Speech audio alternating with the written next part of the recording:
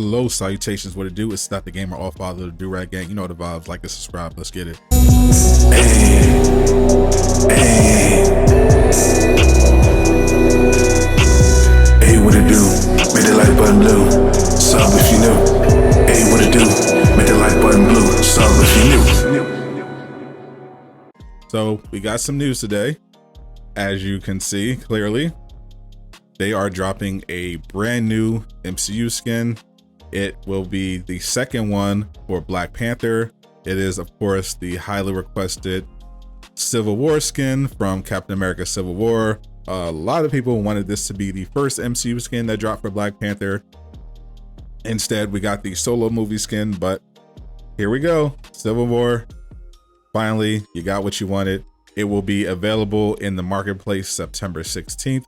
That is tomorrow, Thursday. You can look out for it at 1 p.m. Eastern. That is when the marketplace will reset. Andy, of course, hinted at this in the last dev stream. They had a lot of the usual soon, we don't know, whatever type of answers, but when it came up to the topic of the MCU skins, Andy got a little excited and was like, well, it's soon, you know, we got one's coming soon. I thought they would just wait for an event, but since the rest of this year is going to be pretty dry when it comes to content, it looks like they're okay with dropping an MCU skin just so people are talking about the game and have a reason to at least sign on. So I'll be showing off the skin tomorrow on my usual Thursday stream. If you guys want to check that out, it should be a lot of fun. It is, from what I can tell, another perfect one-to-one. I'll have to see what it looks like in the game, but so far when it comes to Black Panther, they have not missed for the most part. They are taking good care to make Black Panther skins either really good or at least solid, unlike a lot of the other heroes where most of the stuff is pretty much an L. And it's gotten to the point where they don't even include Black Panther in the sets that they do. They do these, you know, now infamous ugly hero set skins for the heroes, the Gamma skins, the most recent Cosmic skin, but Black Panther has not been included. And I'm assuming that's because they probably know there'll be some pushback if Black Panther is included with those recolors. But to be honest, I kind of wanted to see that Gamma Black Panther skin. I'm not gonna lie. Also, another thing I wanted to touch on, because this blew up earlier this week, Paul Tassi made an article about 2022 and the plans that this game has going forward. You heard a lot about that at the last dev stream. They have plans, they have future plans, blah, blah, blah. And this is a pretty straightforward article. Nothing in here is, for the most part, anything you haven't heard before.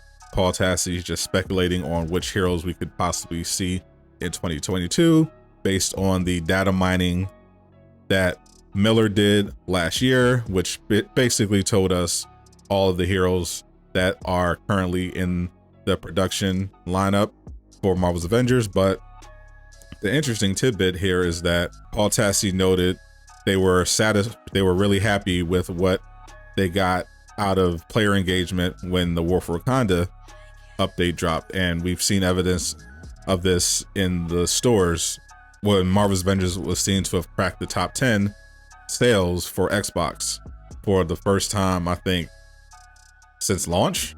It's been quite a while. So obviously Black Panther brought a lot of players to the game. The question, of course, is will they stay?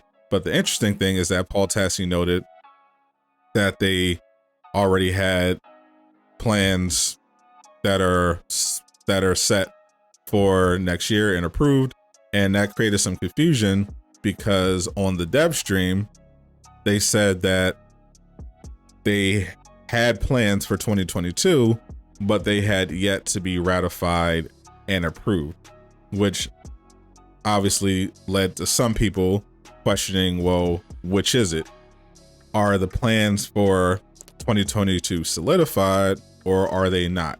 Are they actually going to be rolling out 2022 content? Have they gotten the green light to develop stuff, or are they kind of hopeful? Is Square Enix taking a wait and see approach? That's what it sounded like to me.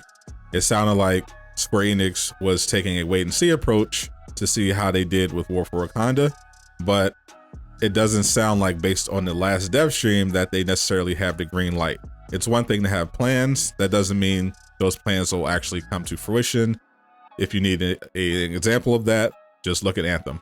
They had a lot of plans. EA pulled the plug. Now, that doesn't necessarily mean that's going to happen with Marvel's Avengers next year, but from what they're saying, it does sound like Square Enix is not completely on board with green lighting the content. It seems like they're kind of taking a wait and see approach when it comes to their content drops. So if I had to guess, I'd say they have plans, but Square Enix probably wants to see how well and specifically how much money Spider-Man brings in before they open up their wallets and allow them to fund all of and allow them to develop all the stuff they have cooking up. So if I had to guess, I'd say most likely we'll get the data mine heroes next year, She-Hulk, Winter Soldier, and Captain Marvel. And then outside of that, who knows? It'll once again come down to how well the content performs, how much money it's making in sales and in the marketplace, and more importantly, how many players are coming in and how many players they can keep. That's all. I'll see you guys tomorrow for the stream. We should be at 6,000 subs by then, which is very exciting. I'm trying to hit 10K by the end of the year. If I do, I will be giving away a PlayStation 5. So definitely hit that sub button and like if you haven't already. I'm Stop the Gamer, signing out.